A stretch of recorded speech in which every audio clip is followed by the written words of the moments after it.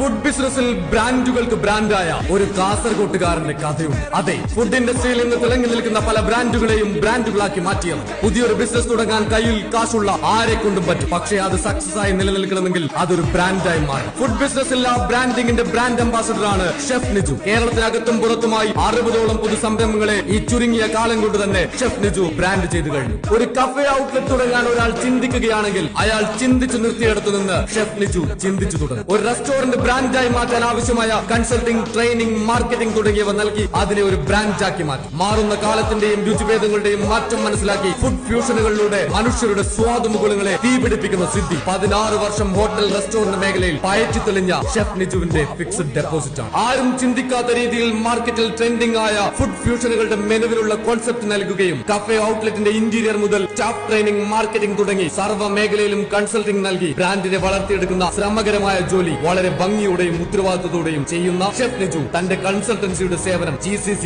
European കൺട്രികളിലേക്കും വ്യാപിപ്പിക്കാനുള്ള തയ്യാറെടുപ്പിലാണ്. കൈപുണ്യത്തിന്റെ കയ്യൊപ്പ് ചാർത്തിയ കാസർഗോട്ടുകാരന്റെ കഴിവിനെ തിരിച്ചറിഞ്ഞവർ കാലത്തിന്റെ കുത്തൊഴുക്കിൽ കടപുഴകാതെ പിടിച്ചു നിൽക്കുന്നു. കാരണം ആ ബ്രാൻഡുകളുടെ സൃഷ്ടാവ് നിജുവാണ്, ഷെഫ് നിജു.